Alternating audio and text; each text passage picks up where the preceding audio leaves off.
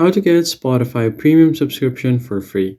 What is up, guys? In this video we're gonna see how you can easily get Spotify premium for free. First thing first, open up Spotify and make sure that you're logged into your account. Once you're logged in, you can just search for any artist that you prefer to listen to right over here on the top or at the bottom of your screen on the search bar. Now in order to get your Spotify premium, you can find the premium tab at the bottom. Just tap on it, and then you can see that you can find the option to try for $0 for 1 month. So you'll get the first month for free. Just tap on any one of these plans. The student plan is the cheapest, and you need a student ID verification for this. So you can just try this for $0 for 1 month. Tap on it.